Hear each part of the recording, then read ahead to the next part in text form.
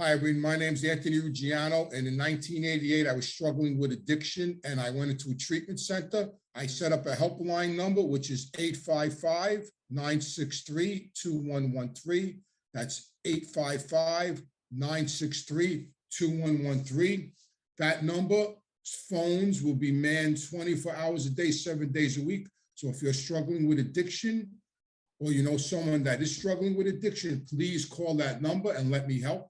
I will be hands-on. I will be personally involved in the person's recovery. They will meet me. They will spend time with me, and I will help them live a life beyond their wildest dreams. So please, if you know anybody that has a problem with addiction, or you yourself have a problem with addiction, please call that number and let me help. And also help their family members or friends.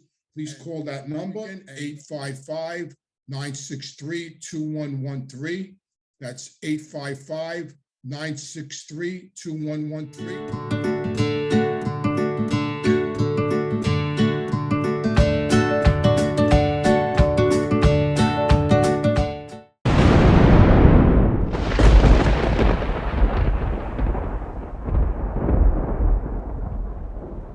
want to welcome everybody to Reform Gangsters. My name is Anthony Ruggiano Jr. And if you enjoy my content, please click the like button and hit subscribe and ring the bell. If you really enjoy what I'm doing, become a member of reformgangsters.com, get early access to content, and ask me your questions live on my show.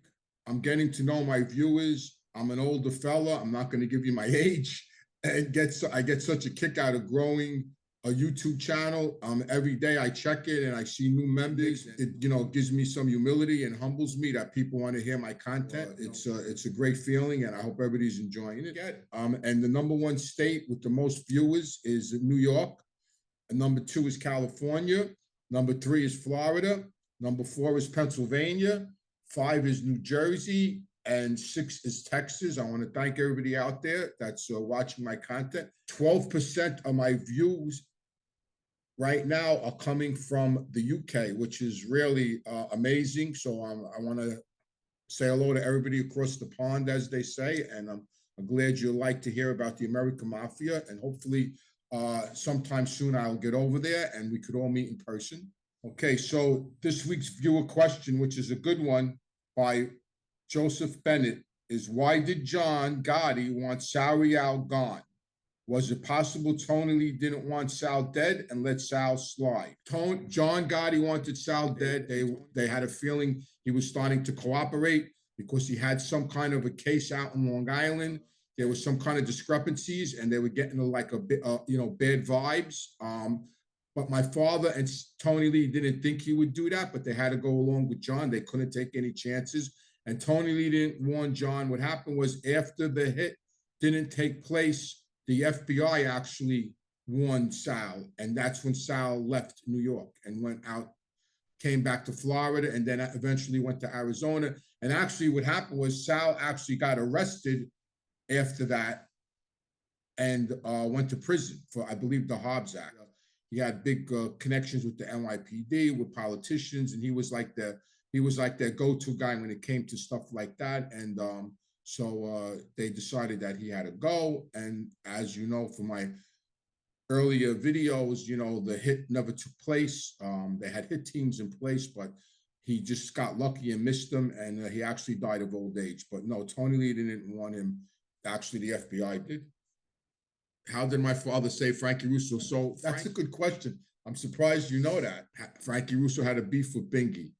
He came to the bar I hung out in, and I wasn't there tonight, but my friends were there. Sal and all my friends were there, and they went with Frankie to Pizza City, and they were bats and stuff, and they went to work on them. And even Charlie Caniglio at the time was there, and he got hit, and my friend Sal hit Banky, and there was a big fight, and a couple of guys got their heads busted open, and then word got back to my father. Or the next night, my father actually came to the bar we hung out in, and he sat in front of the bar, and a car rolled up and saw my father. My father was actually sitting in the doorway, and I didn't even realize what was going on. And the car rolled up, and they looked, and they saw my father, and they kept on going. The next day, they had a sit down in Cafe Liberty with them, and Jeannie Gotti came to represent Frankie Russo because actually the Russos were actually with the Gottis, and they didn't want my father to steal Frankie from them. So Jeannie came to, matter of fact, Frankie even got in a little trouble because he went to my father first before Jeannie. And Jeannie Gotti came, and my father came, and Banky, his name was Banky, not Bingy, it was Banky. And Banky came with a thing around his head, a bandana around his head, and actually told my father they were going to throw a bomb in the bar the night before and kill all of us. And they saw my father sitting there, and they kept going. Banky told my father, I know I can't kill your son, but Sal, because Sal had shot a gun through his window that night after they hit him on the head with a bat. He said, I know I can't kill your son, but that kid, I'm going to kill that kid. And my father says, you ain't killing nobody. And they had a big sit down, and the windup was that all they got out of the deal was an apology, which they weren't happy about. So my father saved Frankie Russo by being Fat Andy. You know, he never backed down. My father's theory was, I may not be right, but I'll never be wrong. Charlie Koenig never really got over it. You know, later on in years, there was a sit down later on in years with Tony Lee and myself and Carl Amato. And we had a sit down with Charlie Koenig after he became a made member.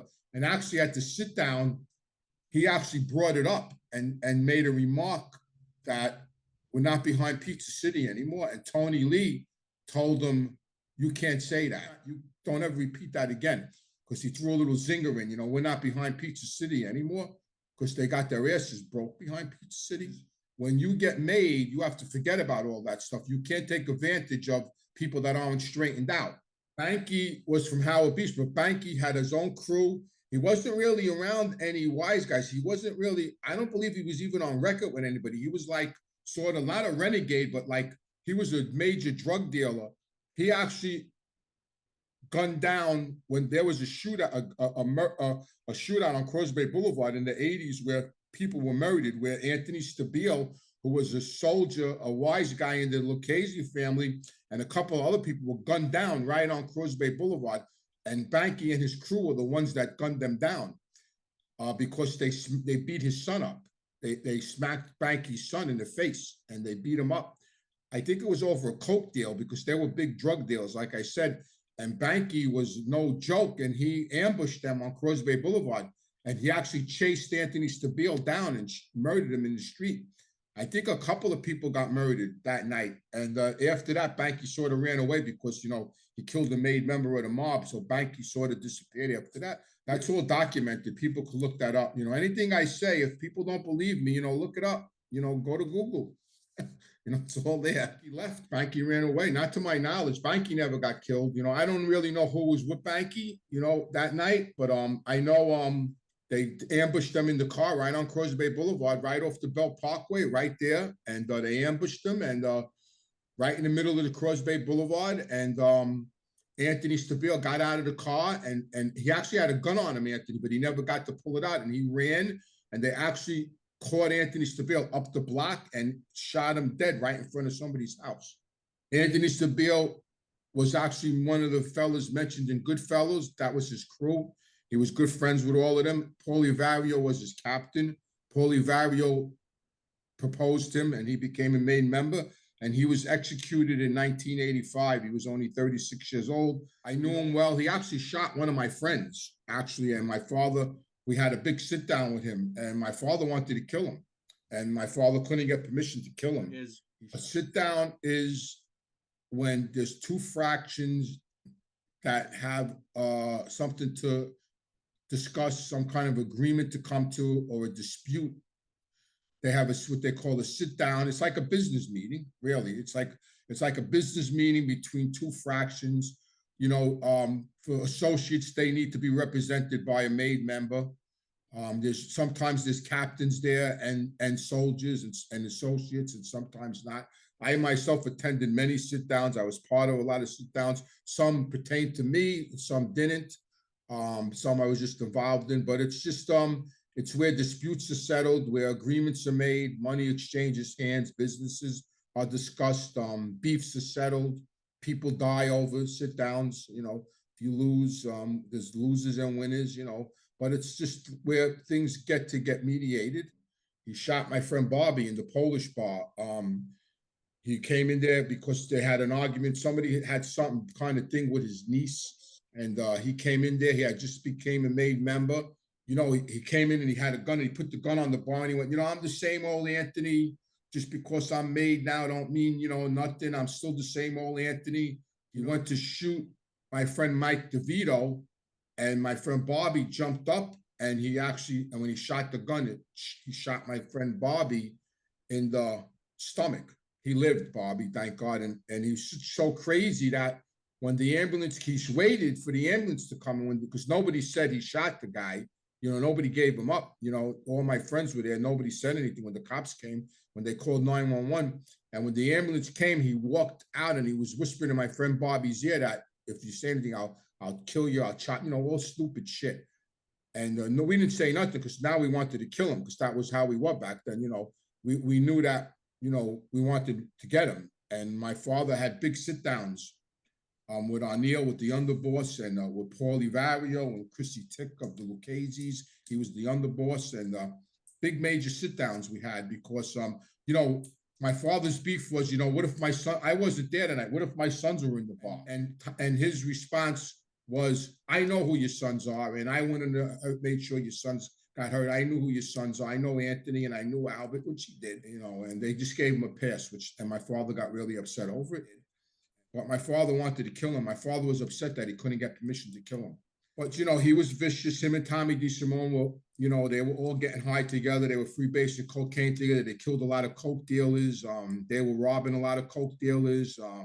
They did a lot of damage. I mean, he's one of the guys, actually, and I tell this story all the time. When I was using drugs, before I got clean, and I started freebasing cocaine, and they were freebasing cocaine too. And I'm driving in my car one day with my kid brother Albert, and I hear a car horn behind me beeping, and I look and I see, and who's in the car? Tommy DeSimone and Anthony Stabile are in the car, two serial killers. So I pull over and I get out of the car because my brother, he knew them, but we knew they were looking for me. They didn't. My brother wasn't into the mob like I was. So I get out of the car and I go over to the window, and I think Tommy was driving and Anthony was in the passenger seat. And I go over to the car and I go, "What's up?" And they go, "Listen, we just got a package and we need somebody to cook it, to make it, to freebase it. You want to come with us and get high?" And I looked at him and I said, "No, thanks. I got to go somewhere." I said, "That's okay." I said, they go, and Tommy goes, "Come on, you don't want to come?" No, Tommy, I got somewhere to go. And I got in my car and I pulled out, and my brother goes, "What do they want?"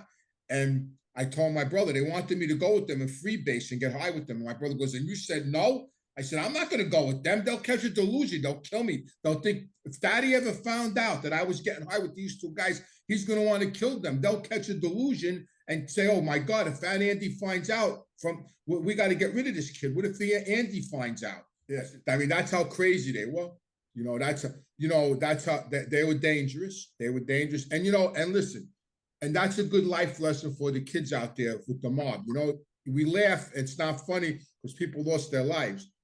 But the reality of it is, this is the reality, that here's two guys that were violent criminals, and look how they both winded up. They both were murdered. Tommy disappeared off the face of the earth, and Anthony got gunned down on Causeway Boulevard. So, that's the reality of the mob. What is they say? You live by the sword, you die by the sword. That's the reality of the mob. These two guys did a lot of damage. They killed a lot of people, and they both died violently.